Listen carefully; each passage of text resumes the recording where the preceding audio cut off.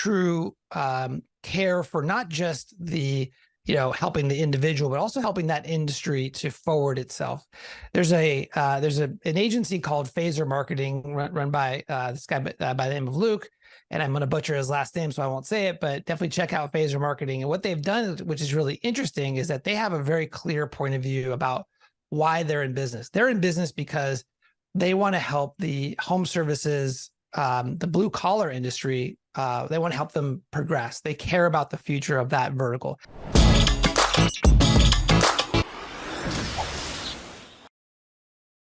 Welcome everyone to another fantastic podcast session here at High Level. We call this the Spotlight Sessions. Different formats, by the way. You can see this on the YouTube channel. We have Spotify, iTunes as well, where it's really like a podcast. But either way, I'm so excited to bring Corey Quinn to you.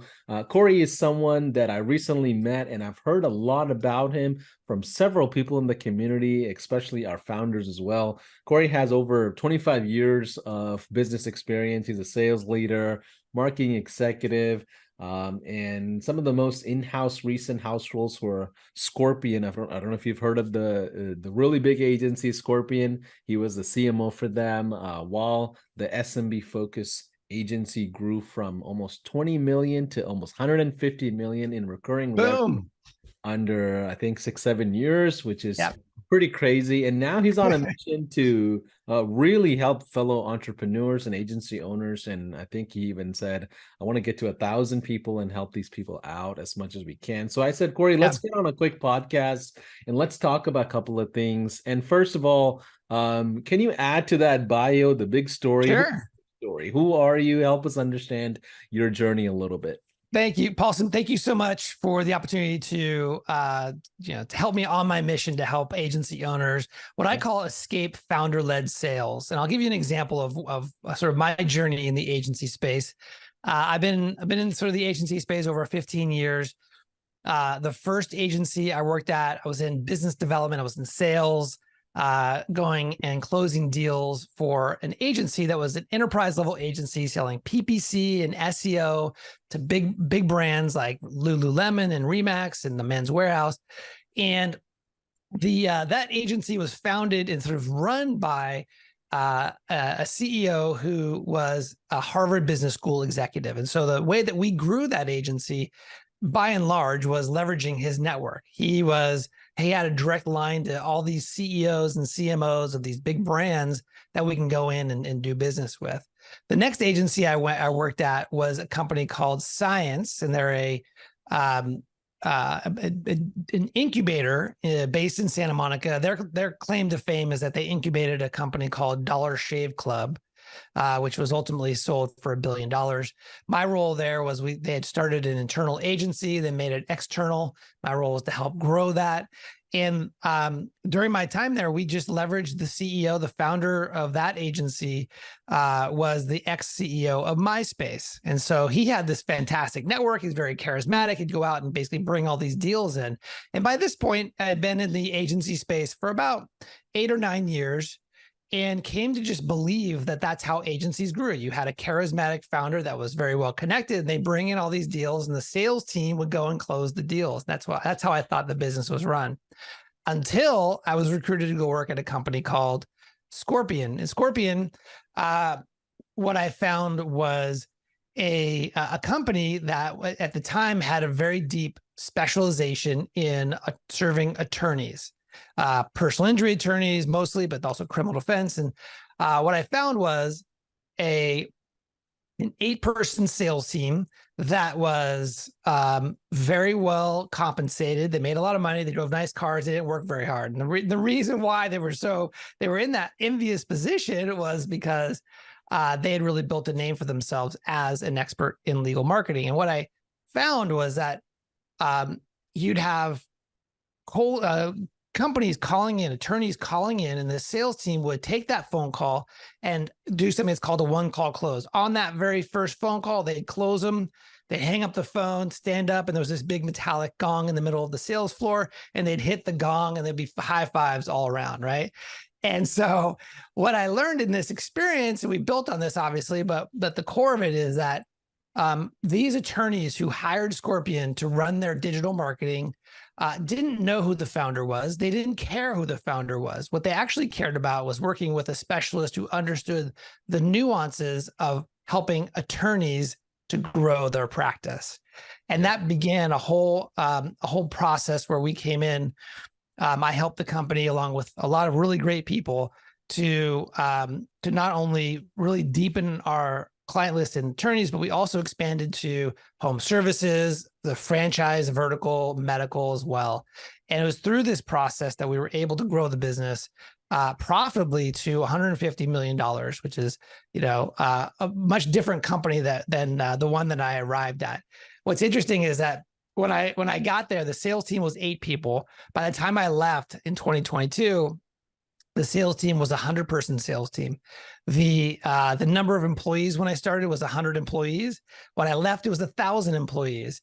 And when, from a client perspective, I started there as 1,000 employees, 1,000 clients. I left when it was 14,000 clients. So massive growth. I'll tell you that I was not this gray when I got there. It was a great ride, lots of highs, lots of lows, everything in between. Absolutely. So if you're watching this and you're maybe pretty new in the journey, watching this YouTube channel or this podcast, Scorpion is one of the largest marketing brands that was, I would say, almost ever built in the agency space. It was, if you're a marketer, you kind of knew Scorpion, especially in the 2000s, even in the 90s, they were really big. And talking to the CMO is not something everybody gets to do. So I appreciate you jumping in on this and kind of sharing your story.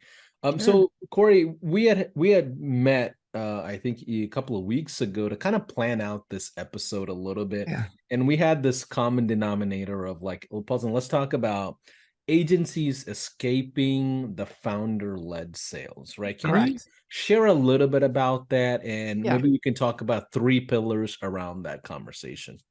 Absolutely. So in many cases, there are agency owners that are they're doing the sales. The company is reliant on the CEO to go out and get the deals, whether they're that charismatic CEO from who used to work at like a MySpace, or they're just great networkers where they're involved in the local BNI, or they're part of Vistage or EO or one of these things.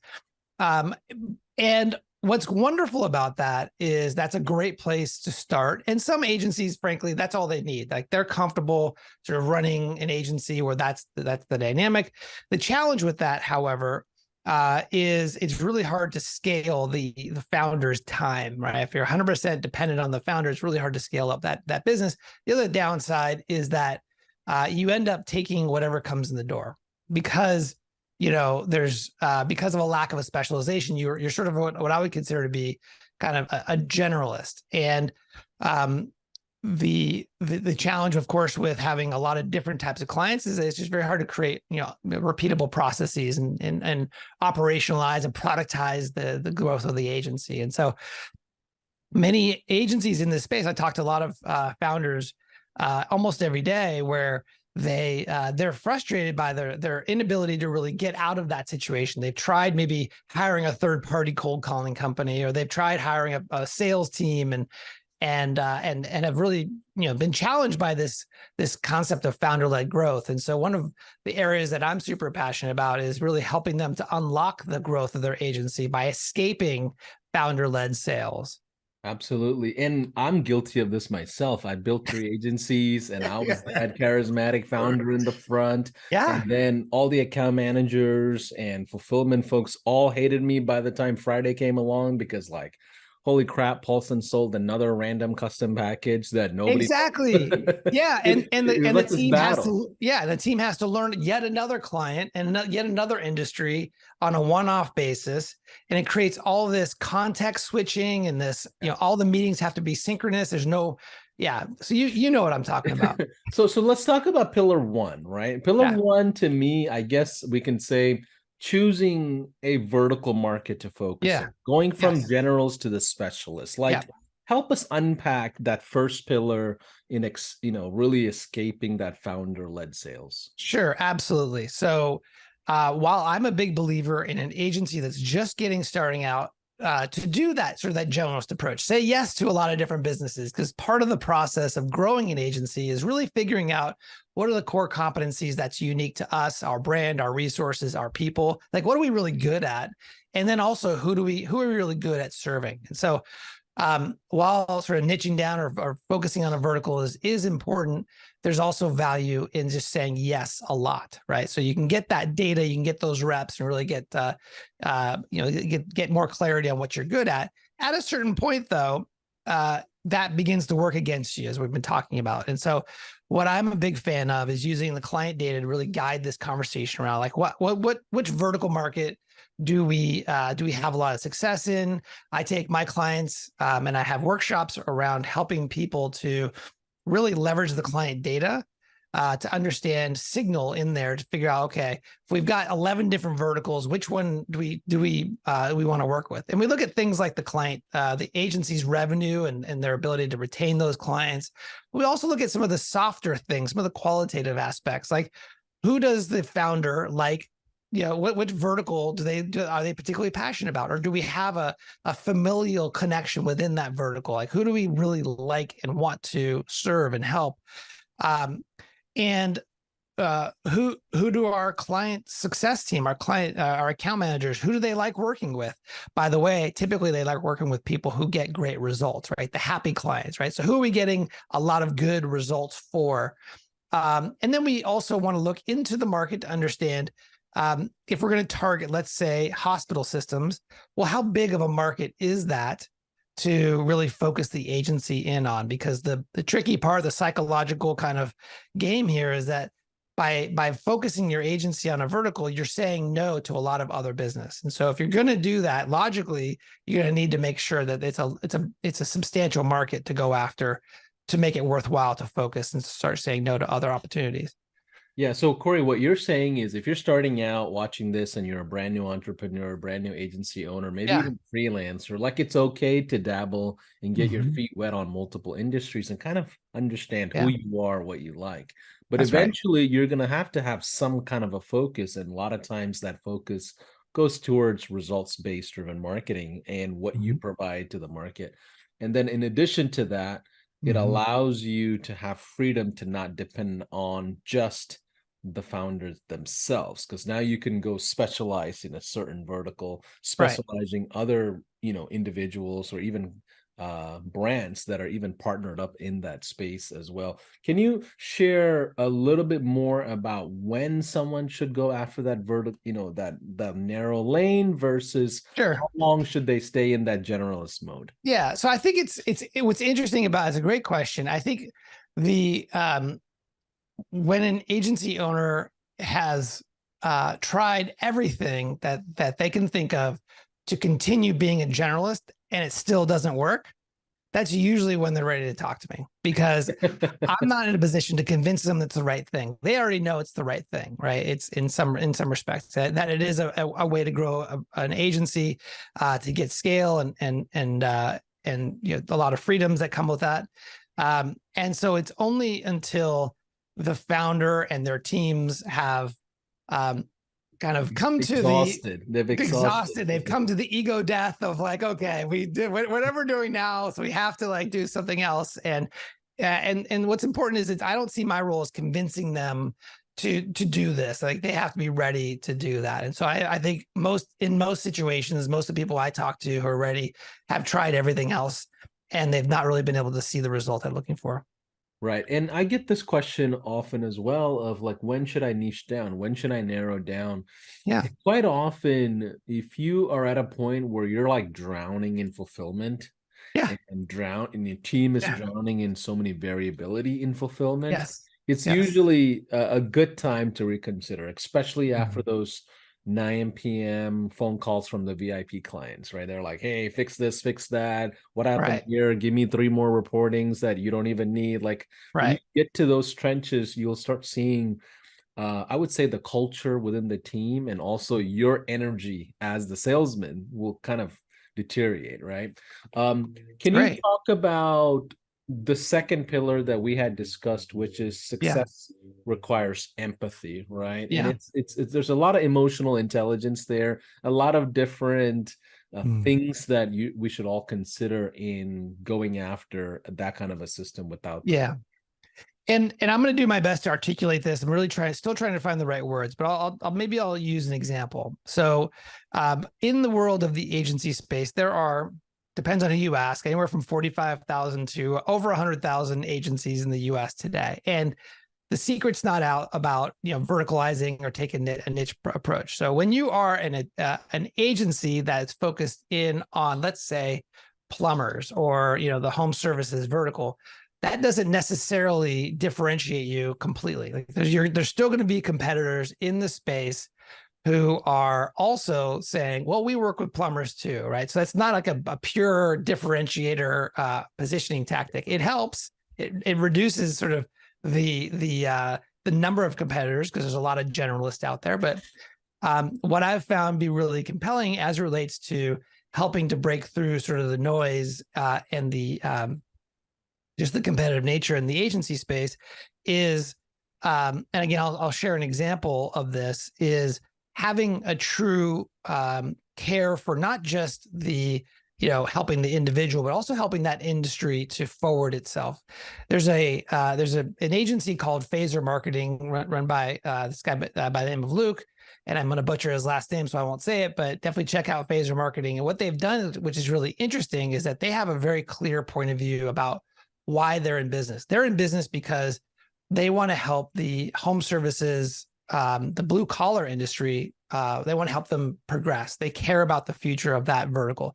Yes, they're marketers, but they believe they play a role in helping to raise the visibility and the viability of a career in the trades. Right today, it's not the most glamorous. It's not seen as the most glamorous job. In the reality, it's actually a really wonderful industry to work for, but there's this negative connotation. So they're a big part of who they are is pushing forward this positive sort of the benefits of being a blue collar worker in the trades.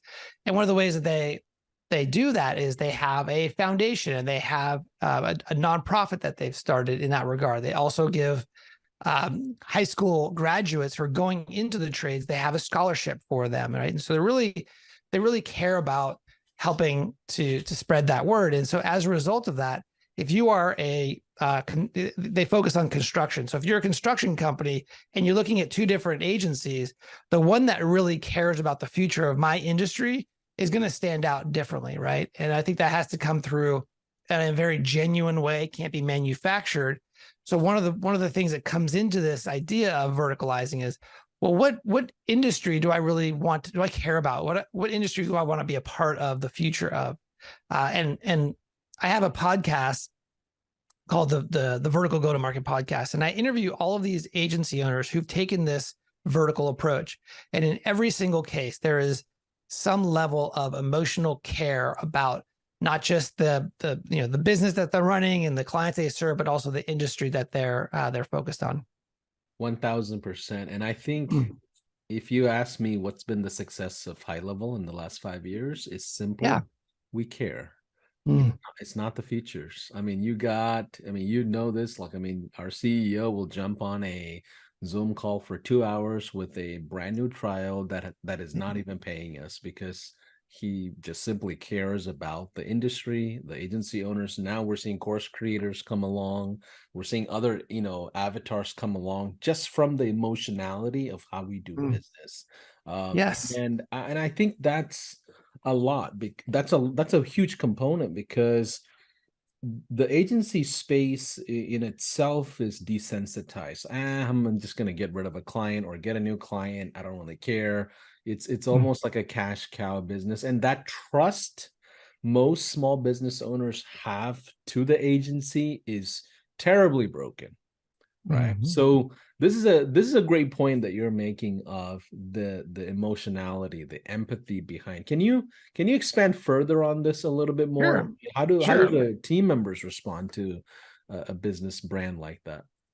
Well, I'll give you just another example came in my mind. I just published actually an episode with Zanya Wyans. She is Yeah, the from the dental space. Yeah. yes, exactly. And so what's interesting about her is that she's not just an agency owner. She is she was just in, I think, Chicago or somewhere, literally like yesterday, because I emailed her that she was getting an award from the dental industry about her contributions, right? And she's an example. She's got other things that she's doing. She writes articles for the dental publications and so on and so forth. But they've been at it for a while. But the point is that she's a great example of someone who is not just, like you said, lip service, kind of seeing the dental market of like, wow, there's this big addressable market. We're going to try and squeeze as much revenue as we can out of this thing.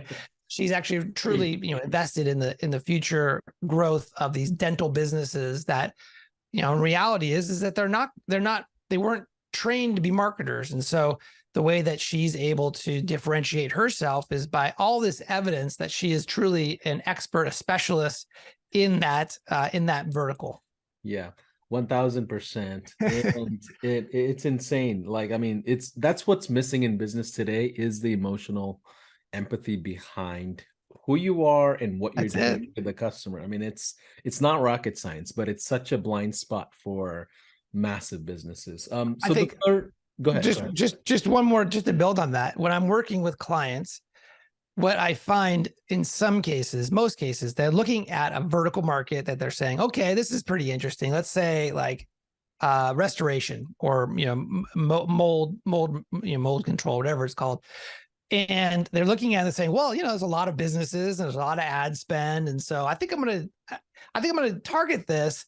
I don't really care about that industry, but the numbers are good. And the reality is I coach them to think twice about making a decision based on the numbers alone. Because if you're committing to the restoration industry, let's say, that means you're going to their conferences, you're going to be writing their content with them, you're going to be spending a lot of time with these people. And so if you're repelled by these people for whatever extent, whatever that means, if you don't see yourself really caring about them, I would pause and try to find instead a vertical that you do have a connection with or that you could see yourself really getting involved in. Yeah. And I mean, I can speak to this even further firsthand experience. I mean, like the first agency I had was in the dental space, and I came from the healthcare space. So I was your, white collar, black suit jacket and, very clean cut look. And I got so involved with the dental space. It got to a point where agencies would cold outreach to me because they would assume I was a dentist. That's great. Right. And that's how close I got. And then the second agency I had, Corey, was in the automotive space. So if you walked in with a suit into a mechanic shop, they're going to look at you crazy. And funny thing is, I struggled so hard with the blue collar industry because I didn't belong in a shop with this, white jacket. So I ended up getting a different business partner that became the face of that agency, where I kind of took the seat back, and it worked. Right. So like, to speak to your point is like, you have to belong in that industry if you're going to go after it. Yeah. In Genuinely. some way, shape, or form. Genuinely. Yeah. But I think that's a missed point quite a bit. So what should we do about all this, right? Like, how do we get this message out? What is effective marketing, effective outbound look like? Maybe that's a third pillar that we can talk about. Yeah, absolutely. So once you've identified a vertical and you've really gotten clear that there's a lot of potential for care and interest, and there's a good market opportunity for your agency to really build to the size that you're interested in. One of the ways that you can short circuit sales, because we all know that only 5% of an industry or a vertical or any market is actively buying in any quarter. There's been data about this and research and so on and so forth. And so if you are an agency, 1 out of 45,000, or maybe you're a specialist in dentist as an example, there's still quite a few competitors in that space. So you're sharing that 5% of the market amongst a lot of other agencies. And the other reality is that most dentists, they don't just go to Google to find an agency. They talk to their network and so on and so forth. So waiting on inbounds is not a strategic way to grow your agency, which is why I'm a big fan of leveraging outbound. Today, sort of the default outbound motion is you hire a third-party agency to, find a list of people, and you kind of do this spam your TAM approach where you throw a bunch of stuff at the wall using best practices and templates and all this stuff, sequences. But we all know if you've done that enough times that vast majority of the time, it doesn't work out as expected. And so I like to do something else that I've seen work very well at my time at Scorpion and elsewhere, which is an idea called gift marketing. Okay, and I'll give you an example from my time at Scorpion. So we were prospecting into personal injury attorneys. Right. Okay. And most personal injury attorneys have something that's called a gatekeeper. And that person is the one who's answering the phone and making sure that no one from Scorpion gets to the actual access to the attorney. Like they're screening out all the vendors. That's it. And trust me, they're busy. So while we tried cold calling a bit, what we found was that it was very low sort of ROI activity. So what we would do is we would send the office a tin of extremely high quality cookies, not just some random run-of-the-mill sawdust cookies. These were amazing gourmet cookies that would be overnighted, FedExed into the law firm, addressed to the attorney. What we found was that the cookies would bypass the gatekeeper or arrive on the desk of the attorney. They'd open it up, and that those cookies would end up in the break room, and all of the people in the law firm would be asking who brought the amazing cookies. And of course, in this case, the name Scorpion was like, everyone was buzzing about this experience. The next time the salesperson called from Scorpion, they would get a completely different experience. It would go from, originally a full of resistance to, you're from Scorpion. You're the ones that sent the cookies. Hold on, let me put you through, type of thing. And we did this, and we found a lot of success. And we've sent millions and millions of dollars of cookies to attorneys. And if you've been in the space of the attorney space, you probably heard about us doing that. But we extended this beyond just cookies. We did a lot of other things and a lot of other verticals as well. And the whole point of this is, number one, this is a quote from one of my friends and sales mentors. He's a sales coach. He says, if you like donuts, as an example, and you just depend on inbounds, you're getting whatever comes in, cookies and candy bars. But when you like donuts, you can go out and get donuts by doing outbound. And so it all starts with the list building. I'm a big proponent of building a list in-house and owning that list, and then going outbound with these high value, unique, interesting gifts as a first touch, not as a follow-up to a meeting, but as a first touch in a sequence of outreach to these high value prospects.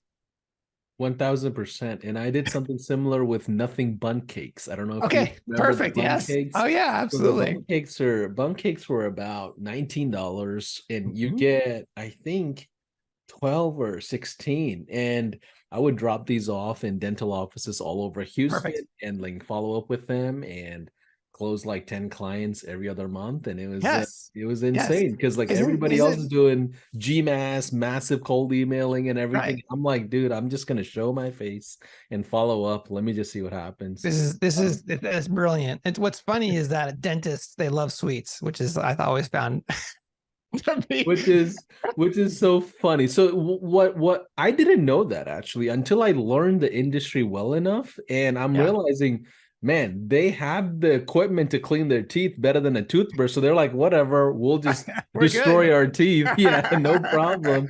But I think the key there is to learn the small little quirkiness of that vertical, right? Some people, you'll find out they love events. Like if dentists loved events, they would go to all the conferences, masterminds, because it's a lonely journey. Like dentists, usually they're not in the same pocket as physicians.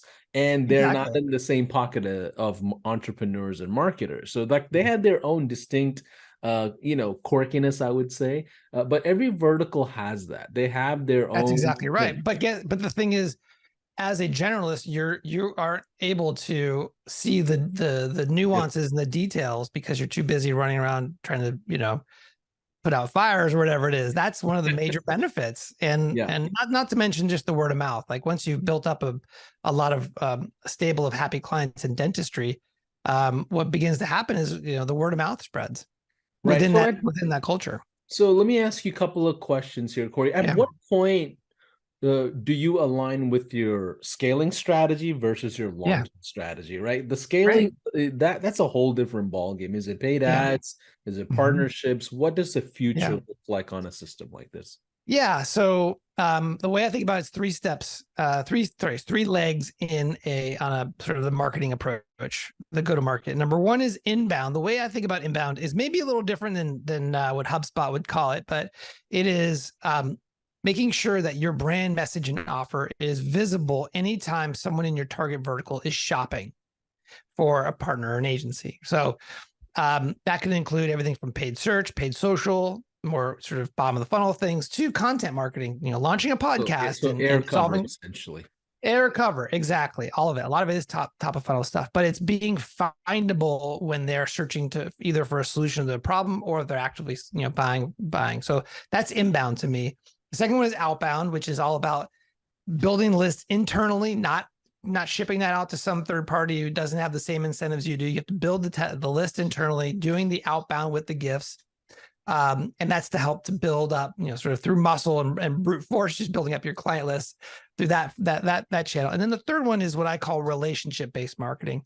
The reality is it's all relationship-based marketing, but specifically when you're targeting a vertical market, you are doing things like joining the vertical associations. You're contributing content to them. You're going to the conferences. You're speaking on their stages. You're finding in that industry, in the dental industry, there are thought leaders and there are people who, what I call are mavens, right? These people who, in fact, it was Gladwell who coined the term mavens, but these are people who everyone else looks to make decisions. So you strategically go out and you build direct relationships with them. Like I said, you go to their conferences and you have experiences with these people. That's how you really become sort of a true specialist and expert in the eyes of that market. It's through those relationships that are built over the months and years. Yeah, absolutely. So as we kind of close out this podcast, I've got a few more things that I want to just, walk through just real quick. Corey, what are your thoughts before we forget on the whole high-level SaaSpreneurship, the whole SaaS model? If you're familiar with it, Sure. and versus the agency model, like, what are your thoughts? Is there a place for both? Is it better to go one route versus the other? Is it, an add-on? Like, what are your thoughts on the whole SaaS world in general with the high level in mind? So what I think is really interesting of my understanding of the sort of the story of the business is kind of aligns with my approach. If I was going to start a SaaS business, I would start a service business first, serving a specific audience, and then over time building software to replace repeatable sort of non-human driven actions, right? Which is where you start. And as a service business, it's all service. It's all, it's all busy work, but eventually you build software. And so based on that, that's my general understanding of how you guys started, was really kind of creating software to help automate and systematize a lot of things that an agency would do, right? Right, correct. And I think that's a very powerful way to build a high value and eventually high margin business, right? But you have to start in the service first. Yeah, I think that's interesting because if you have a presence in the service side, it's so much easier to launch the SaaS versus just going cold into a market, just launching SaaS without a reputation. So yeah, I would build on that. The number one, I should say the number one cost of running a SaaS is client acquisition, right? And one of the ways you can mitigate that, especially in terms of a marketing agency, the cost per acquisition is lower. And once you have them in as a client, you don't have to sell them as a new sale to get them on your software. It's always an upsell, right? It's a horizontal sale. It is. And as a result of that, it's much easier to scale. Absolutely. So Corey, we talked about agency owners being able to escape that founder-led sales. We shared 3 pillars. One is choosing the vertical market focus. Second is having the empathy and the emotionality behind the messaging and the brand positioning. And third is really thinking through the effective outbound Correct. lens. Now, before I forget, Corey, I know you're working on a book. Can you share a Yes. little bit about your book and maybe other Thank you. programs or something you might have wanted to share? Sure. So today, my focus is working one-on-one with agencies who want to go from a generalist to a specialist and kind of embody this. I take them through 5 steps, and I'm now just finalizing my book. That is the 5 steps that I take my high-end, high-ticket clients through. So anyone who is an agency owner who wants to, go down this road and become a specialist, they'll have the tools and the steps available to them. The book is called Anyone, Not Everyone. And it's all about how to focus your business, differentiate your message, and escape founder-led sales. So that book is going to be available in early Q1, let's say mid Q1 Awesome. to be safe. Yeah. And I'm excited to launch that. Awesome, Corey. I appreciate it. I'm looking forward to reading it, and I'm sure our crowd, our high level family, will appreciate it as well.